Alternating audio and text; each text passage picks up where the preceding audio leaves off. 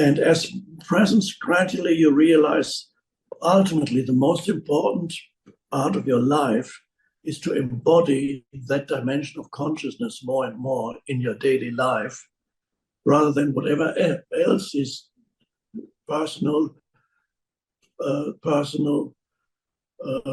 goals that you have, personal, whatever you feel you need or want to do on a personal level.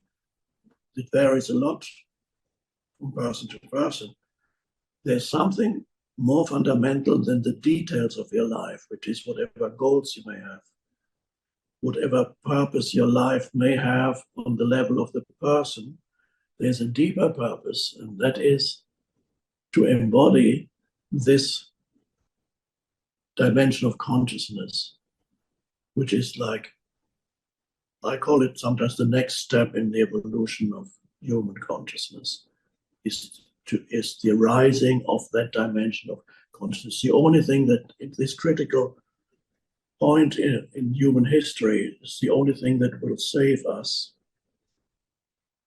is that. So it's very important. Everything else is of secondary importance in your life. If you look at your personal life, there are many things in your personal life you think are very important. Of course they are.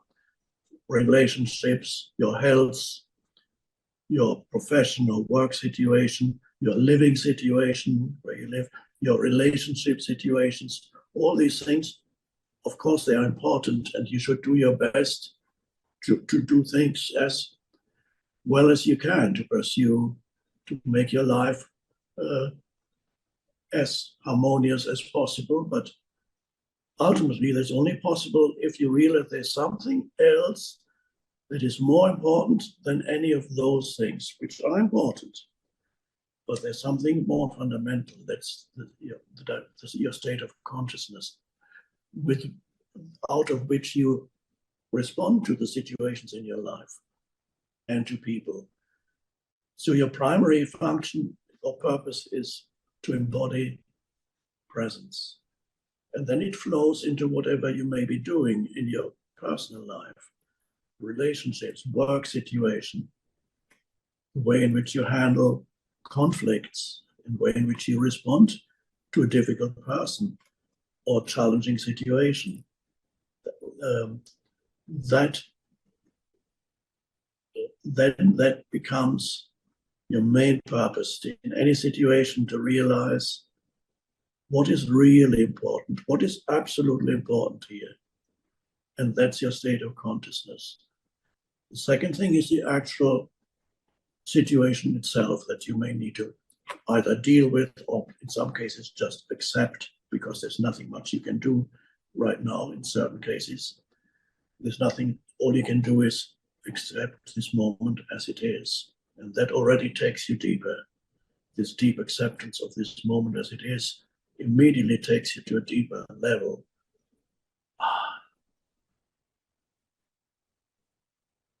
And becoming a teacher of presence means to allow presence to flow into your life, and then gradually, slowly,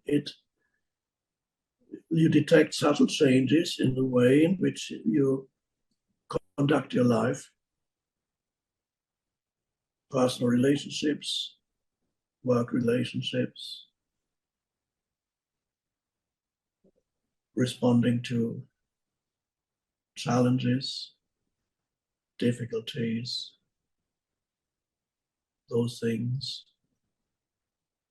gradually change. And you notice, for example, that in some cases, people who used to trigger you, just to give an example, people who used to trigger or upset you, suddenly you're able to not be triggered anymore. And in some cases, perhaps accept their limitations. They can't do otherwise. Accept them from, especially family members.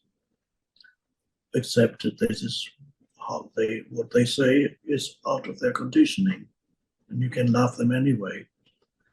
But your ego doesn't react anymore because your ego has subsided. And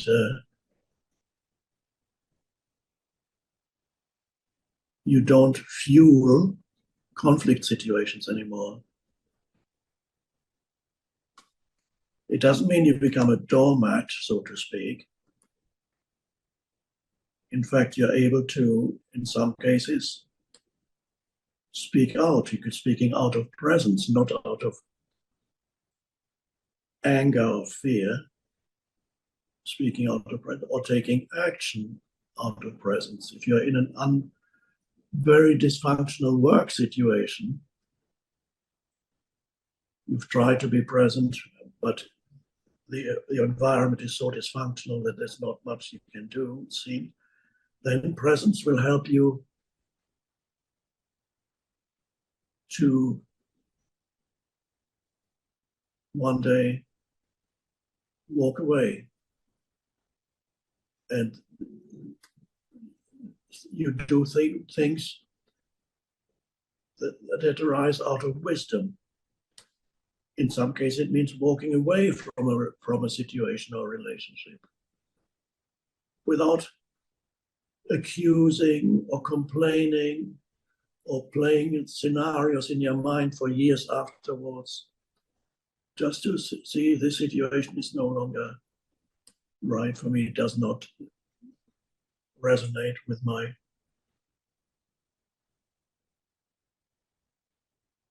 state of consciousness, and then you remove yourself. Or sometimes the situation in itself removes you.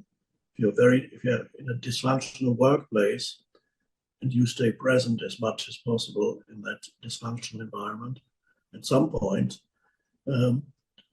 they will let you go. And that will be the happiest day of your life.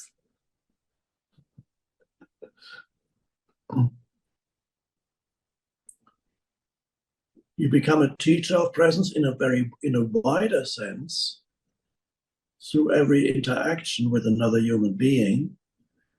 Your state of consciousness affects another person.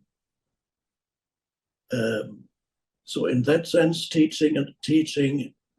becoming a teacher of presence, the moment you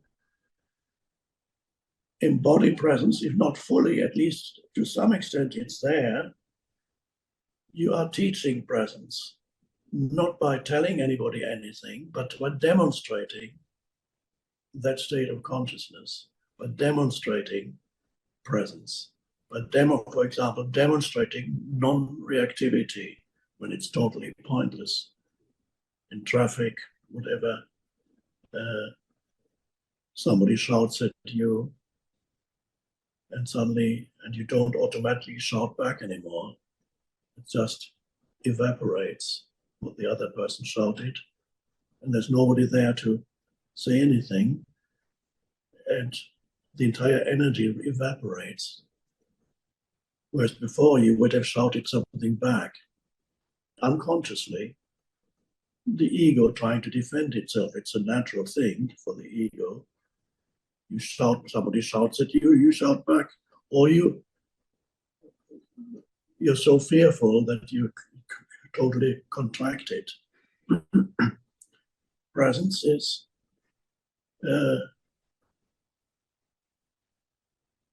you don't amplify anymore very unconscious situations. Unconscious means people are totally trapped in their egos. They produce a lot of conflict, unnecessary conflict, because the ego loves conflict.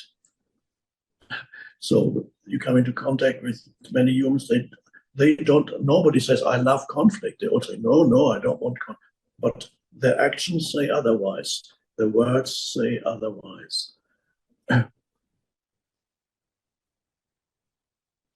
Politicians, they all say, we want peace.